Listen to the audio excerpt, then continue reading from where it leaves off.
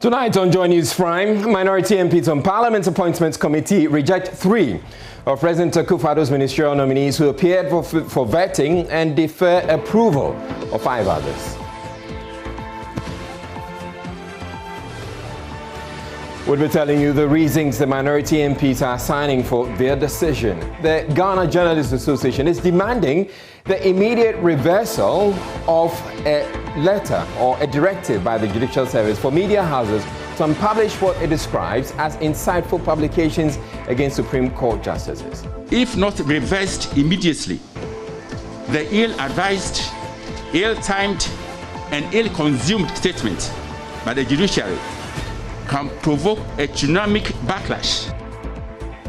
The Judicial Service has, however, rejected suggestions the directive aims to suppress media freedoms. The GJA has not said one thing that has anything to do with this letter. The heading, threats against the media. Where is the threat in here? President Akufo-Addo receives his COVID-19 vaccination ahead of a mass inoculation exercise from tomorrow.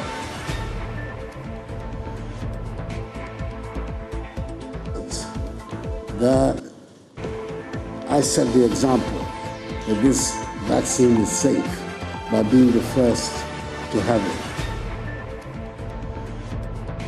We've been speaking to members of the general public about their readiness to take the jab. And then in business, freight forwarders appeal to government to take action against shipping lines over illegal charges.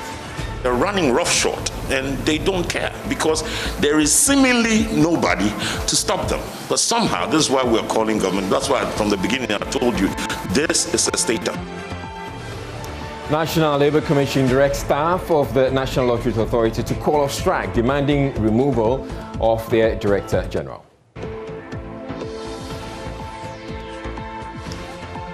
My name is Israel Lai, and JoyNews Prime is coming to you live from our Founder for Studios Aquaculture here in Accra on your digital terrestrial TV, because we're free to air, and also on DSTV channel 421 and GoTV channel 144. This is the home of independent, fearless, credible, and impactful journalism.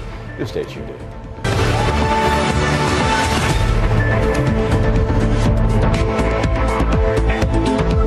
Minority MPs on Parliament's Appointments Committee have rejected 3 of President Akufo-Addo's nominees for ministerial appointments and deferred the approval of 5 others. According to the minority MPs who took the decision at a meeting Monday to vote on the nominees, the 3 failed to pass the NDC MPs test at the committee. The rejected 3 are Information Minister Designate Kojo Nkrumah, Fisheries and Aquaculture Minister Designate Hawa Kumsing, and Agriculture Minister Designate Dr. Owusu-Afriyie Akoto. Those whose approval has been deferred by the minority MPs include Health Minister Kweku Agyeman Menu, Communications and Digitalization Minister Designate Esleosu Ekufo, and Attorney General and Justice Minister Designate Godfred Dame. We'll bring you more details, but first let's hear from Minority Chief Whip Muntaka Mubarak, who confirmed this exclusively to JoyNews. After vetting the first 30 nominees, largely the ministers of state with just 1 regional minister, we are in agreement with 22. 22, we don't have any problem, so they are going by consensus. And then 3, we believe that there are major issues, so we believe we cannot support their nomination, and therefore they have to go to the floor for possible voting. And then we have 5 that we believe we need further and better particulars. If the further and better particulars are provided adequately, then obviously they will also have issues. But where those further and better particulars are not properly provided, then we may not be able to support their nominations. But what are the major issues you'd say with these 3, for instance, that there should be a consensus, and the other 5? Like I told you, that I'm not going to speak much on this, and I'm sure the report of the committee will be laid tomorrow in Parliament, and most likely be taken Wednesday or Thursday. And I'm sure all the details will come out. Well, earlier we heard that it included the Health Minister Designate, the Information Minister Designate, and some others because of some documents that you had asked for them to be provided. Are these the names? I'm not giving you any more details. I won't say yes, I won't say no. I'm sure when the details are out, you get to know who are the 3 who are going to the floor for them to be voted upon, and then you get to know who are the 5 that we expect more from them. Okay, but generally though, what are your thoughts overall? What will be your assessment of the 30 that you've vetted so far? Well, let me say that, yes, the vetting this time has been more intense. I mean, thanks to the general public and our teamwork, trying to delve more and public providing more information. Maybe because this time they believe the nature of the parliament is such that there's possibility of truly holding people accountable. So maybe the public has been more forthcoming with information. It is our only hope that this government, I mean, we don't know what's going to happen with the Supreme Court ruling. The government, if the Supreme Court gives them the go-ahead to continue as a government, will be more responsible. I mean, we will also hold them more accountable. One thing that we keep promising, we will not be reckless, we'll be responsible, we'll act in the best national interest. At all points, we are guided by the national interest, we are guided by our oath, and we will do the very best that we can to continue to make them proud. But obviously, we are not going to be reckless in the things that we have to do.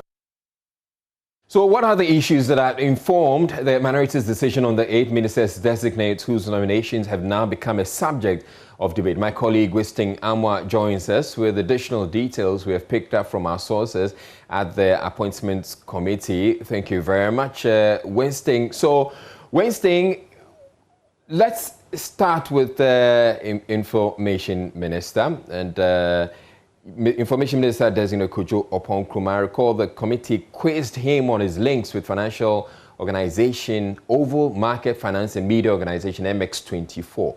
Let's listen to what he said first. Managing Director, West Brownstone Capital. Is that the name? An earlier answer, you said that they didn't have any liability, outstanding liability with Over Microfinance. No. Is that what you said? Yes. Is that for a fact? Because you're under oath. Yes. Well, there's information from Bank of Ghana that indicated that they have the outstanding of 212,751 point something. Is it accurate? No, I would contest that. And I would believe that if this is information that you desire to verify, I'm sure the Bank of Ghana can verify whether this is true or not. But you are also a majority shareholder in the Over Microfinance.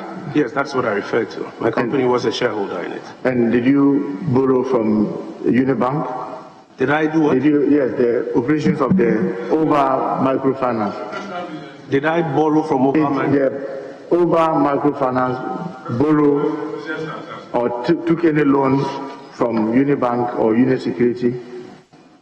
I would not have the full details on who they took a loan from. But you are 82% shareholder in there, right? Yes, but there are directors and managers who run the organization, leader. And if you, before that company could take a loan, obviously the directors will have to be in the loan. And you are a director. No, shareholder. You are a shareholder. And you are the lion shareholder, because 82%. And you think that if they are going for a loan, you will not be in the loan? Leader, in their ordinary line of business, they used to raise liabilities to create assets. They would not come back to me on every single one of those. Are you aware that they have defaulted in payment of their loan that they took from Unibank, Unisecurity? No, I'm not aware of that. Who is Kwame Oppong-Nkrumah, the chairman of Over Microfinance? That's my father. That's my father. Oh, that's your father. Do you own any media house in Ghana? Yes, I do. What's the name? I own ABC Communications Limited, or I'm a shareholder in ABC Communications Limited that operates a radio station in Achimota. What of MX24? MX24. That will be a television station. Yeah, is it yours, or do you have a share in it? No, I do not have shares in it. Did you apply in last parliament for members holding profits? Yes, I did, and was certified as such. So you did just to be sure that you can carry out your business activities. Absolutely. So, Mr. Nominee, Mr. Chairman, so in that case, you are both a policy maker and you oversight, and you are also a participant in the media arena. When you say participant, you mean as a shareholder? Yes. Well, yes, to that extent, yes, I'm a shareholder. So you are both a policy maker and somebody who oversights, and you also a participant. Well, as I've explained, to the extent that I'm a shareholder, I'm one of the shareholders, you can say so. Mr. Chairman, I just want to find out the television station, when was the frequency issued? When was the frequency issued? The frequency for the television MX24 issued? I would not know. But is it when you were Minister for Communication, Minister for Information? I would not know. I am not a shareholder of that company. I would not know. You are not a shareholder in the MX24? No. Well, Winston Ama joins me now. Winston, apparently the minority MPs on the Appointments Committee had some issues with the responses that the Information Minister designate gave. What are these issues they have? Hello, Winston, if you can hear me, what are the issues that the minority MPs have? According to the committee now... Yeah, go ahead, Winston. Yes, I can hear you. So if you can hear me now, the committee's raised issues about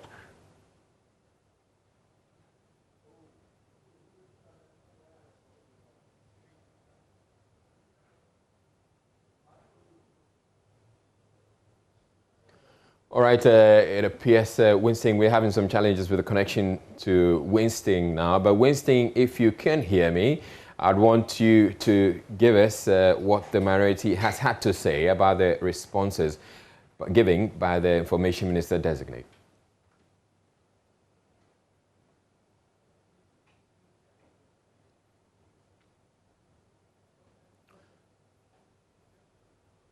All right, whilst we try to get the connection to Winston right, let's move on to some of the other nominees, ministerial nominees that the MPs, the minority MPs on Parliament's Appointment Committee have had issues with. Let's hear let's get on to the phone rather and get to speak with Winston Ama. So Winston, we're having some challenges with the connection, the Zoom connection to you. So you tell us, what are the issues that the minority has regarding the ministerial nominees, particularly Information Minister designate Kojo Nkrumah?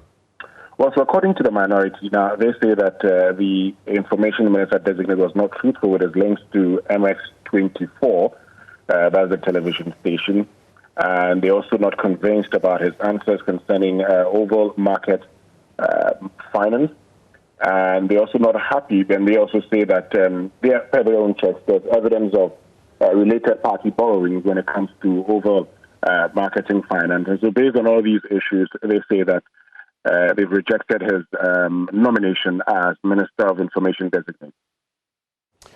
All right, so you stay on the line for us, Winston. Let's get to the Agric Minister designate, Dr. Usu Efrie, who was quizzed by Muntaka Mubarak on the cancellation of the Ghana Ports and Harbours Authority, the horticultural contract.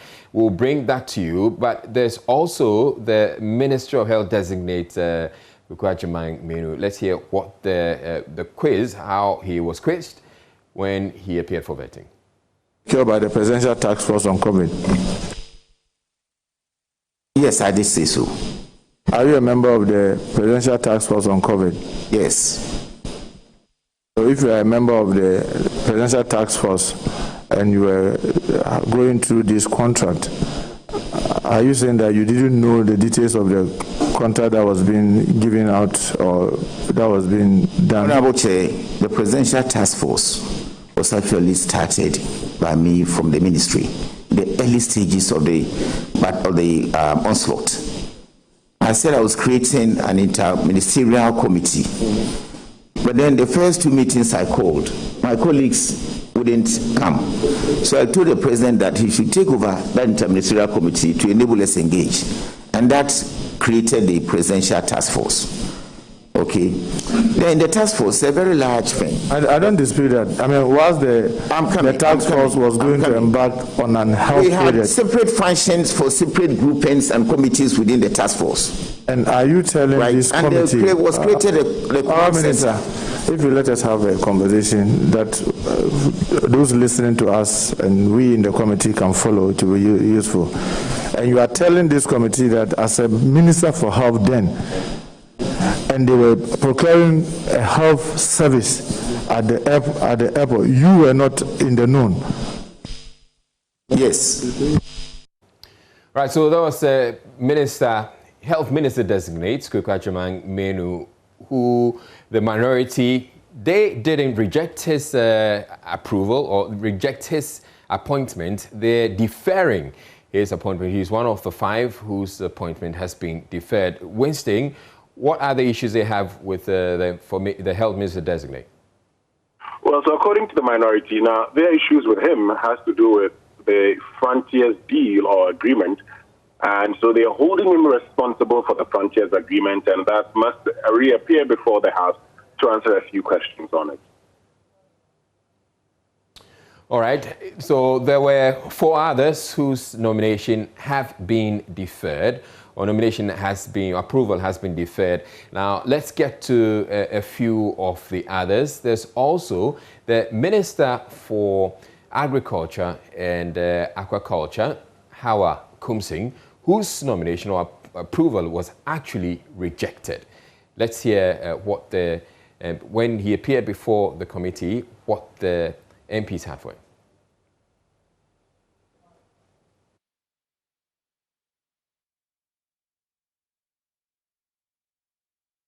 I am not a violent person, but I also want to use the opportunity to sympathize with the belief if the incident did happen. I was told of this incident 3 days after the Thanksgiving program that I've undertaken. And it was on social media that I saw this, that a gentleman was attacked. Those cannot be my tasks. I work with very faithful and dedicated people that accompany me to my scene. If indeed this happened, of course, I don't see the reason why it should be attributed to me. I sympathize with him if that actually happened, but I cannot never be held responsible, and I never on any occasion roll my glass to look at a victim that has been beaten. That is not my nature. If I did come across such instances, what I would have done under normal circumstances is to stop it, irrespective of what might be happening. So I never roll my glass. I was not at the scene of the incident, but I saw this also in social media. And if it did happen, I sympathize with him. Thank you, Mr. Chairman. Any action you took when you saw it on social media? I immediately called 3 of the guys that were following me, my security guys, and asked them. They said no, they are not responsible.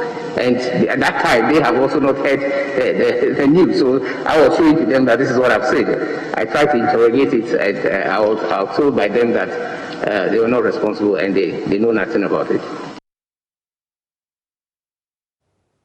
Right, so that was Railways Minister designate John Peter Amewu when he appeared before the Parliament's Appointment Committee. Winston, in his case, Winston Amwa, he wasn't rejected. He's one of those whose approval has been deferred. What are the issues that the MPs have with him?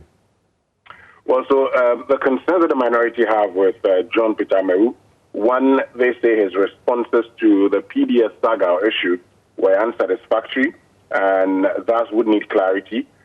They also say his denial of involvement in beating up of the bailiff in the Sal matter is another issue that they would need clarification, and thus must reappear before the committee for these issues to be clarified. Also want to use. All right, thank you very much, Winston. Am I bringing us those insights or the exclusive information we're getting from the minorities on the Appointments Committee in Parliament? So the news is that the minority MPs on the Appointments Committee of Parliament have rejected 3 of President Akufo-Addo's ministerial nominees. That's Kojo Oppong-Nkrumah, Minister-Designate Information, Hawa Kumsing, Minister-Designate for Fisheries and Aquaculture, and the Minister-Designate for Food and Agriculture, Owusu Efriye Akoto. Now, in other news, the Ghana Journalists Association, GJA, is demanding the immediate reversal of a statement from the Judicial Service, which ordered media houses to pull down alleged insightful publications against Supreme Court judges. The Judicial Service, through its lawyers, threatening to take on some media houses for allegedly offering their platforms to fuel hate and incendiary communication against Supreme Court justices, is currently hearing the 2020 election petition. But in a sharp response, the GJA described the statement as an obnoxious directive pregnant with threats to media freedom in Ghana. President of GJA, Roland Afil-Moni, who said the action by the judiciary is an assault on free speech. The Judicial Service, through its lawyers, demanded that media houses pull down from their platforms all statements and speeches which conveyed hateful, spiteful, vengeful and incendiary communication against justices of the Supreme Court who are hearing the 2020 election petition. It further demanded a prevention of the publication of such statements and speeches, threatening to take action against these media houses. This demand by the service, according to President of the Ghana Journalists, is dumbstruck in reading this obnoxious directive, pregnant with insidious threats to media freedom in our beloved nation Ghana, which is touted as a land of freedom and justice.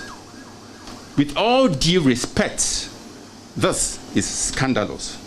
Also reacting to the statement from the Judicial Service, veteran journalist and managing editor of the Insight newspaper, Kwesi Pratt Jr. said this was an attempt to gag journalists which will be resisted. Because we are not ready under any circumstance to surrender even 1 centimeter of the freedom we have fought for, and we intend to keep that freedom. You know, most of the times, everybody, any institution, they feel free to criticize us, to point to our incompetence, to allege that we subvert the law and so on. But they deny us the right to do same to them. The freedoms which allow judges in this country to try and make decisions are the same freedoms which allow us to practice. And the subversion of media freedom is a subversion of the freedom of all people. We would not take these threats lying down, and we will do our jobs as prescribed by the Constitution and the interest of the people of this country.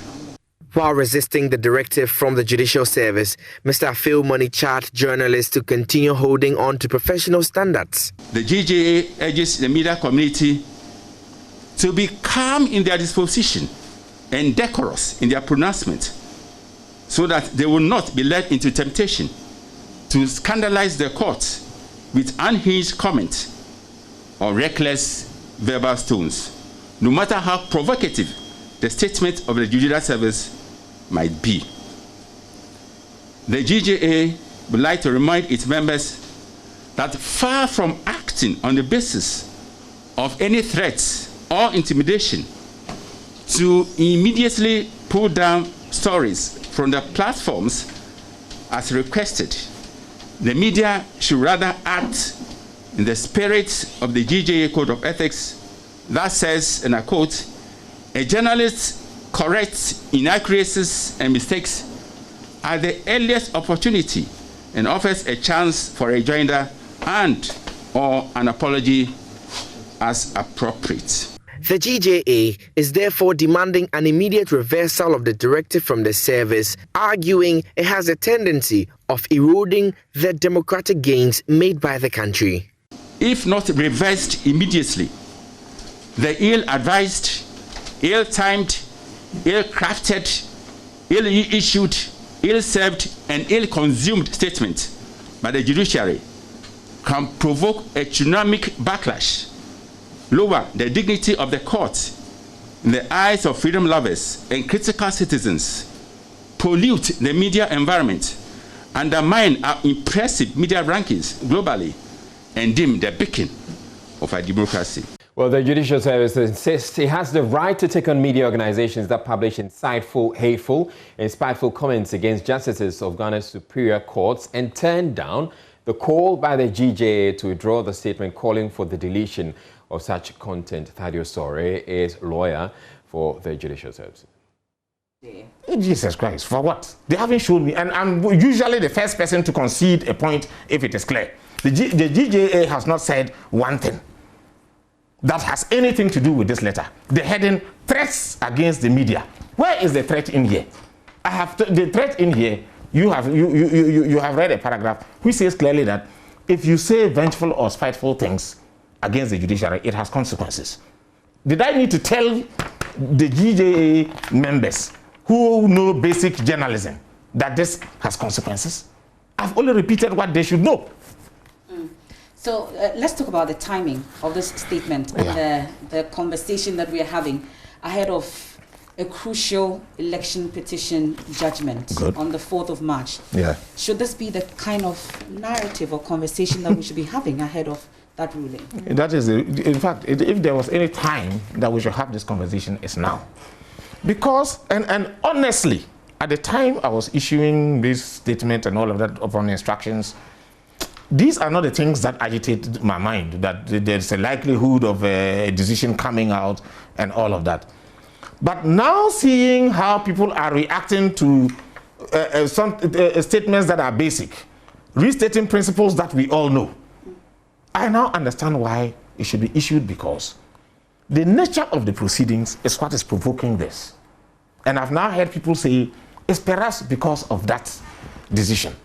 And I say the letter says, when the decision comes out, put it on your tables, dissect it based on legal principles, and destroy the judgment. But if you say that, oh, look at the judges who are sitting on it. This one was appointed by Nanado and was told that this is it. Not too long ago, it was said that a justice bribed, called some parliamentarian to bribe the person, only for you to withdraw. What are the consequences of such things? And so if you say this is a preemptive strike, is it not legitimate, having regard to what is happening in this country, that if this decision comes out, because of the polarized nature of the society, people will read a lot of things into it. You're allowed to read it. But don't then incite people that, look, this is how it went because they hate us. It is we versus them. This is the type of thing this statement is intended to let all of us think about. That let's be careful that we can destroy that judgment. And I'm telling you that perhaps if it comes out and you put me on your panel, I'll be the first to disagree with it. But I won't say that, look at the number of justices, look at what they were doing. They did it for a motive, to achieve something. That is all it's about. And I say, read it inside out. And again, I want you to call me back, Akable, and tell me that in all of your court reporting and all of the law you've learned from the so many lawyers you've spoken to, that there is anything here which doesn't say what you know as a journalist, and doesn't, if it contains a threat, it threatens what you already know, will threaten you if you do what it says you shouldn't do. Because it's not laying down new law, it is saying what you already know. Your client includes judges. Last week we saw them use their power of contempt. Was that not an option? It has always been an option. Again, it's not new.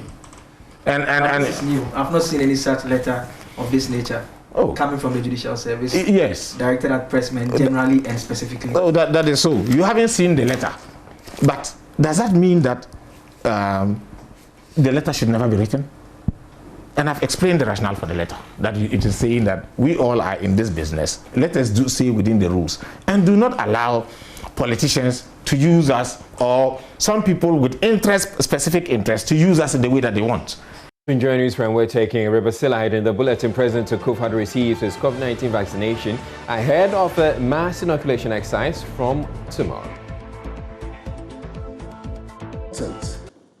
That I set the example that this vaccine is safe by being the first to have it. We've been speaking with members of the general public about their readiness to take the jab as well. We'll bring you their views. Also, ahead in the bulletin, we'll bring you business news. Do stay tuned. Welcome to the business segment with me, Gifty Ando Apia. In this edition, freight forwarders at the Tema Port are calling on government to take action against some shipping lines which have increased administrative fees and charges on goods. According to them, the exorbitant charges do not conform with the International Trade Facilitation Agreement. President of the Ghana Institute of Freight Forwarders, Eddie Akrong, is asking the Transport Ministry to take up the fight to put a stop to it. More in this report. Though the shipping lines have indicated the intention to start charging the new fees from March 1, the Ghana Shippers Authority has written to the shipping lines to hold on till further engagement, according to the concerned freight forwarders. According to the president of the Ghana Institute of Freight Forwarders, Eddie Akrong, the trading laws of the country and international transport policy must be applied. He therefore believes the country has made some significant investment in its port, which should guarantee a reduction in cost of doing business rather than such increment. Zero. No. This is why I'm saying they are running roughshod and they don't care, because there is seemingly nobody to stop them. But somehow, this is why we're calling government. That's why from the beginning I told you this is a state affair. Otherwise, all these policies that we're formulating, from the paperless policy, ICOMS is coming, we're trying to do serious trade facilitation, we've just gotten into the African free trade area, continental free, all of this will come to naught if we allow this to fester, because it's about costs. We're trying to reduce the cost of doing business so our ports will be attractive. What is going to happen? And we're looking at AFCFTA. I mean, it's a simple matter. This has to stop. We think it can be done internationally. So Ghana... My brother, just go to Togo. You can't even find this in Togo. Chairman of the Concerned Freight Forwarders Association, Oheneba Kwesi Afawa, in a press conference hinted that all affected persons at the port have been directed to resist any attempt by the shipping lines to introduce the new charges, since it violates the operating laws. We have absolutely not in doubt in our mind that the so-called increment, import additional surcharge by the shipping lines has no legal backing, has no authorization, and therefore should be disregarded. We are calling on the Shippers Authority to do the needful by applying the necessary provision in its regulations, which states as per clause 11. A shipping service provider that administers a charge for a service that the shipping service provider renders to the shipper without having negotiated that charge with the authority shall pay the authority an administrative penalty of not more than 200 penalty units. And in the case of continuous action, an additional administrative penalty of 10 penalty units for each day during which the action continues after written notice has been served on the offender by the authority. By this release, we are entreating all exporters, importers, freight forwarders, and all our partners within the logistics supply chain to disregard the notice of any increases commencing today, March 1, 2021. Meanwhile, all efforts to speak to agents of the shipping lines have not been successful. Executive Director of the Africa Center for International Trade and Development is concerned the Continental Free Trade Agreement may lose its impact if countries sign unilateral deals with other countries outside the continent. Ghana is expected to sign a trade deal with the UK on Tuesday, expected to deepen bilateral ties and give exporters some hope. However, Isaac Hubert Arthur says the fragmentation of the trade deals may cause countries participating in AFCTA to lose focus. Whatever agreement we are signing outside of the AFCFTA has to be consistent. I mean, the word is consistent with the AFCFTA. So it's just about how you argue your way around it. You know, once, I mean, just as we are saying, this one, the minister is saying that it was based on the text of the ECOWAS and then Europe, the EPA, the interim agreement. So obviously, then that is ECOWAS. ECOWAS is strongly behind that as well. So if you are saying eventually, we are hoping that once this starts, ECOWAS may adopt it. Then what you are saying is that it's moving from just a bilateral arrangement to now a regional arrangement. And that could become a basis for saying that it's very consistent with the AFCFTA. You get it? But I think we need to be very careful here. Otherwise, see how prepared are we even for the African markets? AFCFTA has the implementation has started as of 1st January. Right. What is our level of preparedness? I mean, based on assessment done, Ghana is about 50% prepared. And we're hearing that participation so far has been low. At least the Ghana Chamber of Commerce and Industry has made that point. Very low. And I think that going forward, there's also the discussion about whether or not, ECOWAS as a bloc should also have trade deals going on, aside from what we are having in AFTA. That is a conversation for another day. But I want to ask you about, just make a quick point. It creates fragmentation. Right. It creates fragmentation in the entire system. I mean, the point is, we have a major focus, AFCFTA. Yes, I mean, ECOWAS has been there for years. There are so many agreements, that are there within ECOWAS. And that's it for business this hour. My name is Gifty Ando. Pierre Gary Smith is standing by with a spot on the Prime News. Thank you for staying with us on Joy News Prime. I'm Gary L. Smith, and this is your sport. Ghana have qualified for the final of the Under-20 Africa Cup of Nations. When was the last time you heard such a headline? Well, the last time was in 2013, and before then, that was in 2009. And remember, in 2009, when they got into that final, they brought the trophy home. How did they get there this time? In the semi-final, they beat the Gambia by a goal to nil. And guess what? The final will be on Ghana's Independence Day, and that will be at 8 p.m. What a presence this will be if they are able to win that tournament. And we'll get more details and reaction from Karim Zito and the rest of the team later. Moving on, Youth and Sports Minister Designate Mustafa Usif says he is committed to ensuring the development of sports infrastructure across the country. He was speaking during his vetting last week, and in addition to that, my colleague Muftar Nabila comes up with this report. Some major regions, notably the Upper East, Upper West and Volta regions, lack stadia for the organization and development of football in these regions. Minister Designate for Youth and Sports, Mustafa Yusuf, says he is committed to ensuring the development of sporting infrastructure across the country. I'm aware, for instance, we've started a youth resource center there, and it comes with a standard football pitch, 8-lane track, an ICT lab, and also a business center. So most of the regions, work have already started. And while as well, I'm aware, there is also a youth resource center currently ongoing. In Upper East, it's not in Boga, but it's in Navrongo.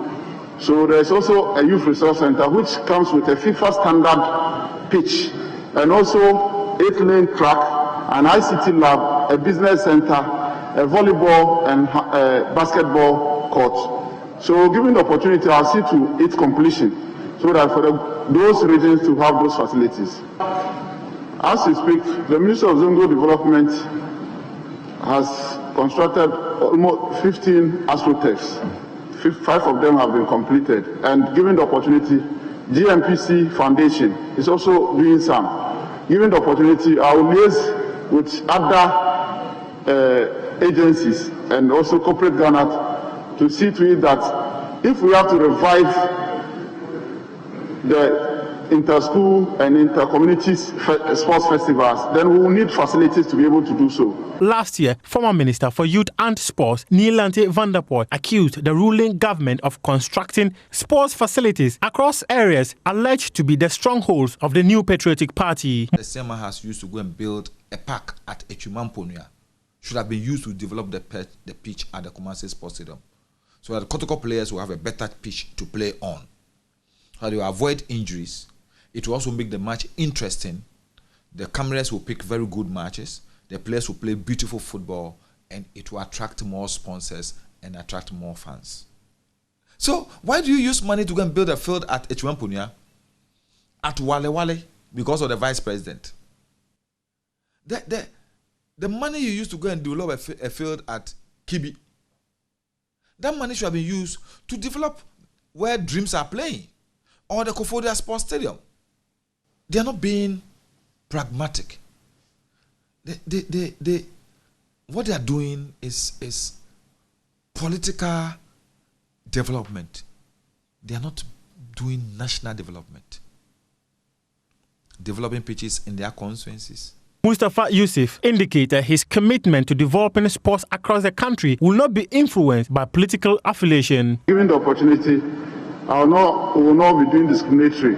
And like I said in my earlier answer, if resources are available, we want to get AstroTurf for every constituency. That's it for the sport for now. Don't forget that Hans Mensah and will come your way with fans on at 10:30, where among other things, Kwadwo Asamoah has become the most capped African in the history of the Serie A. More on that later. I'm Gary Alsman. Thank you for your time.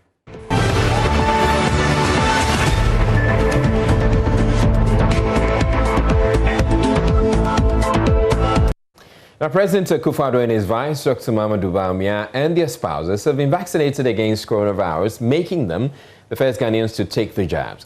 The president and his wife, Rebecca, were vaccinated at the 37 Military Hospital, while the vice president and his spouse, Samira Bawumia, went through the process at the police hospital in Accra. President Akufo-Addo urged all Ghanaians to go in for the vaccination and rest assured the vaccines are safe. There's more in this report. Ghana became the first country in the world last week to take delivery of vaccines under the COVAX facility. President Akufo-Addo, in his address to the nation Sunday night, indicated the categorization under which the vaccine will be rolled out. Group 1 is categorized as persons most at risk and frontline state officials. This includes healthcare workers, frontline security personnel, persons with underlying medical conditions, persons 60 years and above, and frontline members of the executive, legislature, and judiciary. Group 2 is made up of other essential service providers and the rest of the security agencies. The president and his wife, Rebecca Akufo-Addo, were issued with COVID-19 vaccination certificates, having gone through successful exercise at the 37 Military Hospital. Important that I set the example that this vaccine is safe by being the first to have it, so that everybody in Ghana can feel comfortable about taking this vaccine. It is important that everybody, at the end of the day, is vaccinated, and that's our objective. 30 minutes later at the police hospital, the vice president and his wife, Samira Bawumia, also took their shots. The vice president assured the vaccine is safe and called on Ghanaians to reject the conspiracy theory around the virus and the vaccines. It is safe to be immunized by this, to take this vaccine. And that safety, the Food and Drugs Authority has really assured us, and we are very confident in the safety of this vaccine. Persons who are vaccinated receive a certificate. Presidential Advisor on Health, Dr. Anthony Siasare, is optimistic the government will achieve its target of vaccinating 20 million Ghanaians by the end of the year. We will roll it out in the 43 districts that we have selected. In Greater Accra Metropolis, including Awutu Senya, East and West, and also in Greater Kumasi Metropolis. That's the first thing. The second point is that the Inspector General of Police, James Opon-Bueno, promised there will be adequate protection for personnel carrying out the exercise. The role of the police has already started, and we are giving protection to where the vaccines are stored. We escort the vaccines to wherever they are transported to ensure that nobody interferes with it. So that's our role. Right, so pretty shortly, we'll be telling you what to expect as you go out for your vaccines tomorrow. And indeed, it's not wholesale. It is specific to certain category of people. So don't just walk out of your house. saying that you're going to a vaccination center to get inoculated.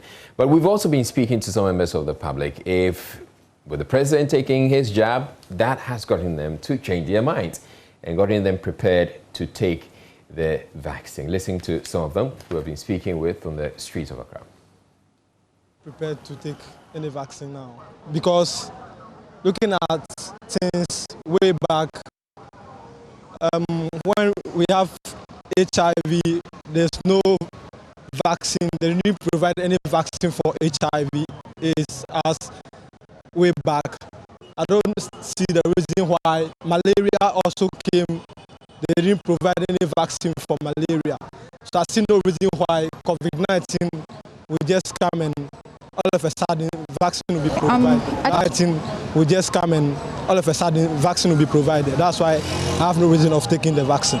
Okay, I'm actually prepared. I'm a health worker, so they've told us about the benefits of taking the vaccine, so I'm ready to take the vaccine. For me, I'm not really ready to take the jab. As it stands now, I want to wait for a while, maybe 2-3 months, see the reactions from those that first take the job, then I'll see if it's okay, then probably I'll make my mind. But for now, no way. I'm prepared. I'm ready to vaccinate. Once everybody has done something, then I think I can do it. I'm not ready to take it because I don't even know if it's safe. We don't know the source and where it's coming from. It's not from us. This is Africa. We've heard on the news that they want to depopulate Africa. So how are we sure that this is safe? This is not part of their plan to depopulate us. Some of you have been identified to be taking or receiving your jabs from tomorrow. Now, what are you to do as you make your way to the vaccination center? We've been speaking with Presidential Advisor on Health, Dr. Anthony Insiasari, and one of the things he says is that you're supposed to eat very well before you get to the vaccination center. It's better that when you're going for injection, a vaccination like this type, you have to eat. I would advise everybody to eat. Drink a lot of water. Get some paracetamol in case you have pain at the site of the vaccination, or you get pains in your arm.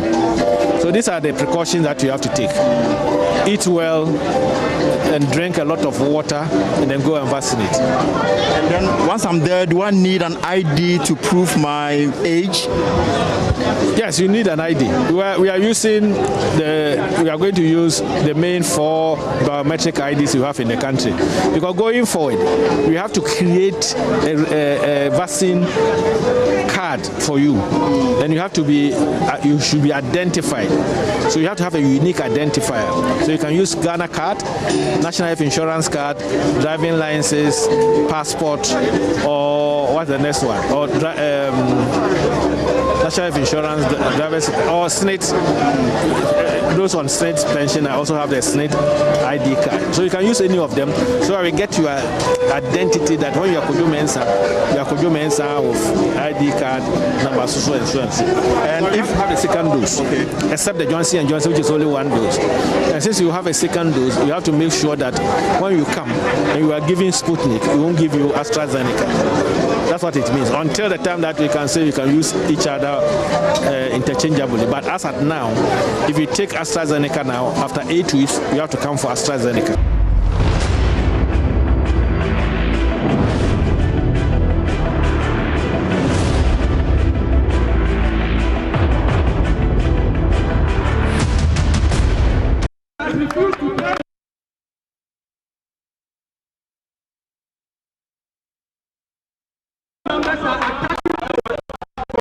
The language staff gathered at the compound. Well, sights and sounds from the National Lottery Authority headquarters here in Accra this morning as workers there began a series of industrial actions to demand the dismissal of their managing director, Kofi Osei-Amea, whom they accuse of mismanagement. The protesters clad in red armbands alleged some of their members have received threats and, in some instances, attacked due to non-payment of big lottery wings. My colleague Kwesi Parker Wilson has more in this report.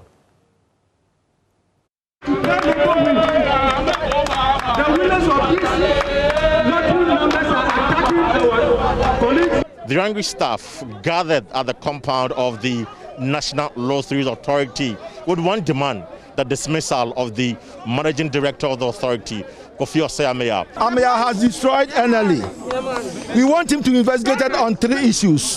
The importation of these lotto kiosks, the coming in of KID, and the coming in of Textile. So what we are saying is that Ameya must leave. He should be investigated on the importation of the lotto kiosks. Those ones you see over there. No pay, that's the second issue. He's trying to kill our business by not providing us with paper roll, not paying us. These are the 2 things that makes the lotto sell. He's not doing it, and he's promoting the interests of Textile and KID. And you can see the yard now, everything is empty. We can't get paper roll to sell. He's not paying our wins. These are the 2 things. He's done things wrong. He's diverted this money is meant for the consolidated account into private pockets. If the DG had met with us, collectively we could have actually discussed and find solutions. Because if people are being attacked all over the country, you cannot hire policemen to actually deal with them. You understand? So the only solution is to pay the wins.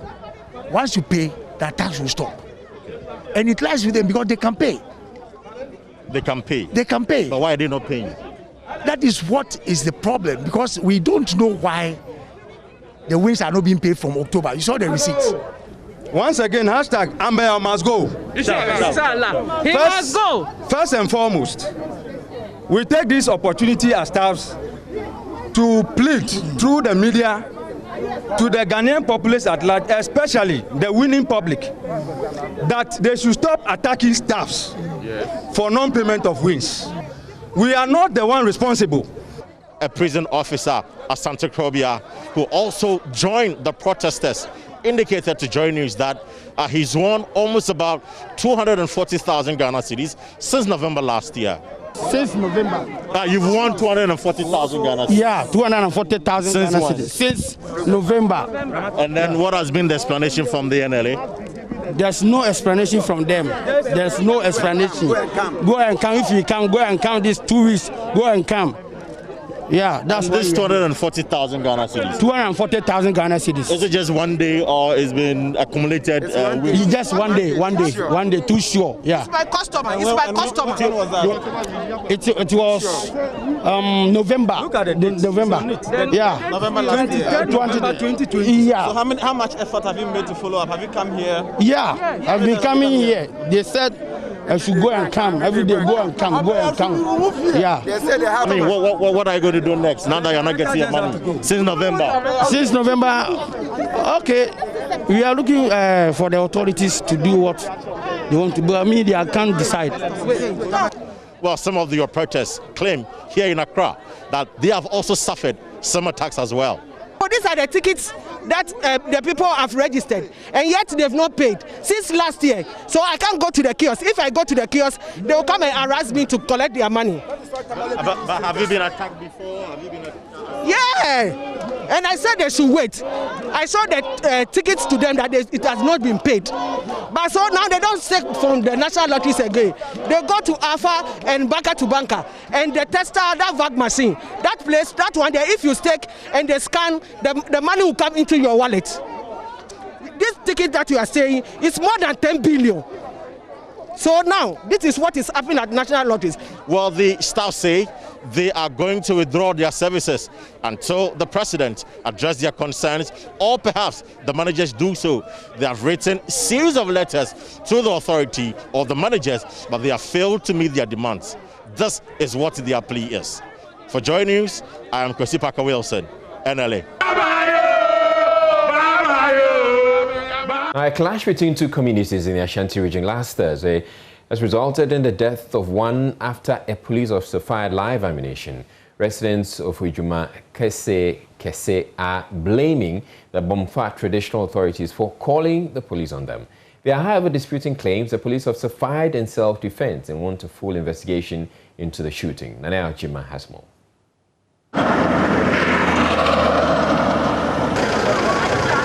February 25th, 2021 started as a normal day for people of Ejumaka Kese, including the family of late Alexander Osu, known popularly as K. Osu.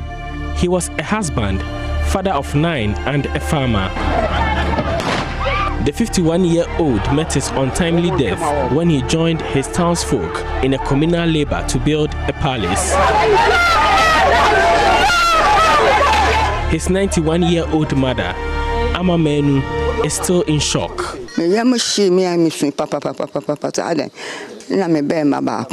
I was shocked to hear the news. I wept that day.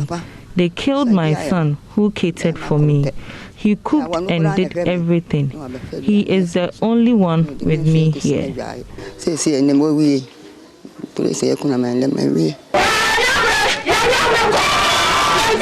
4 days before his demise, the traditional authority at Ejumakase Kese called a press conference to address growing security threats of land guards on lands they claim to own. We know we acquired lands from rightful owners. How come land guards are now terrorizing us? The day of the incident was preceded by disagreement over land boundary with the Bonfa community. The youth of Ejumakase Kese and Bonfa clashed when the latter attempted to mount a signpost indicating entry to the community. The police visited Ejumakase Kese after the incident and gunshots ensued. Here is an account of an eyewitness. This is the spot the man died. They parked in front of the palace and started shooting. 2 people were shot. I then went to him and held a gun with the muzzle facing downwards. Someone hit the policeman from behind and injured him. They shot the people before we attacked them. K also sustained gunshot wounds. He died hours after the incident at the Konfanochi Teaching Hospital. Another victim, Akwesi Ade, is responding to treatment. The policeman who allegedly fired the gun also sustained some injuries. Ashanti Regional Police PRO Godwin Ahianyo explains the officer fired the shots in self-defense. During the attack, one Sergeant Achampon was hit with a foreign material. As a result, he fell, and he also had to resort to the firearm. Unfortunately, 2 persons got injured. The regional police command has taken up the matter. He has referred it to the regional CID for them to unravel the circumstances that led to the attacks on the police officer and the damage on the police vehicle, as well as the firing of the shot leading to the death of this individual. In retaliation to the action that the police took at Ejumakase, the people of Ejumakase marched to Bonfa and attempted to burn down the shrine you see behind me. Within the shrine, some artifacts there have been damaged by the people of Ejumakase. The Kontihine of Ejumakase Kese, Nana Yabua Mensah, is unhappy with the action of the youth. We have advised our people to keep calm, because if they want to revenge, Bonfa is a very small village. And few of us who are here could easily conquer them. But they have not done anything. Most of the people have not done anything. They are not in support of the chief. And therefore, it will be wrong for us to besiege the place and then probably injured innocent ones. Tears continue to flow at Ejumakase Kese, wife of the deceased, Ata Akuma, yet to come to terms with the demise of her husband of 16 years. She is worried about the future of their children. I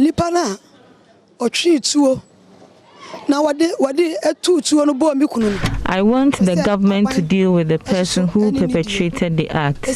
My husband is the one who takes care of the family from our feeding to school fees. The Mensah Palace has invited the feuding factions to determine land boundaries of the communities. The police command continues to put surveillance on the 2 communities. For Joy News, Nana Ojima reporting. We're taking a break here on JoyNews Prime. We have more business to stay tuned in. Hello there, welcome once again. It's me, Gifty Androp, here again with the business news. Now, the city's sustained stability against the dollar over the past 2 months is expected to facilitate quick recovery of the economy. The city is currently hovering around 5 cedi 74 pesos against the dollar after nearly hitting the 6 cedi mark in December last year. But is it early days yet to be excited about these developments? Here is George Rafi's report. The local currency has recorded some firm stability after December last year through to the month of January and even February. There are predictions that the cedi will indeed cross the first quarter of this year, escaping the perennial sharp depreciation against the US dollar. Some have even argued that since we won't see demand for dollars picking up strongly for imports because of COVID-19 restrictions, the cedi's good run may even last to the end of this year. Bank of Ghana, on the other hand, has maintained that it has the required dollars to stabilize the Ghana cedi. Therefore, since this whole currency depreciation is a supply and demand thing, we should be guided by this assurance coming from the central bank. But in all of this, why has the cedi's performance brought about some excitement? Well, a sustained Ghana cedi could help the economy that has been hit badly by COVID-19 shocks pick up strongly. This is because it will slow inflation rate, a development that could help reduce the cost of living and production for businesses. It may also lead to a reduction in the cost of borrowing, a development that would help change the tide and see improved lending to enterprises in the country and help them get back to the original levels, especially for those that are yet to recover from the pandemic. George Rafe with that report. Now, head of the Financial Advisory Unit of auditing firm Deloitte Ghana says the much anticipated economic recovery post-COVID-19 will depend on how quickly the population is vaccinated. President Akufo-Addo today received the COVAX jab, signaling a start to the vaccination program here in Ghana. Yarlate cautions if the vaccination rollout is slow, economic recovery would not be as quick as expected. The numbers do not support the anticipated growth or recovery as we expect.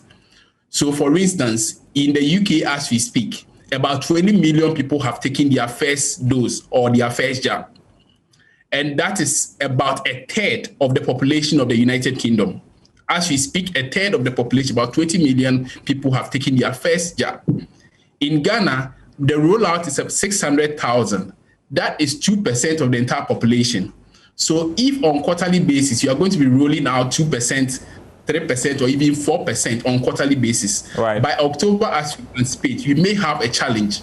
And the expected growth of about 4% this year as government anticipates may not be realized because the rollout is slow relative to what we are seeing in other economies. And so what we can advise government to do is to accelerate the rollout program, make sure or ensure that we get a lot more vaccination. Maybe the second rollout will not be about 2%, but will be something more than about 10% or. That's Yawapia Latte there talking to Daryl earlier there. That's it for business. There's more news at myjoyonline.com. I'm Gifty Andopia, and I'm handing you over to Israel Lai. Thank you very much, Gifty Andopia. And that'll be all for the bulletin this evening. Up next, we're bringing you a hotline documentary, The Gay Next Door. Do stay tuned in. Have a good night.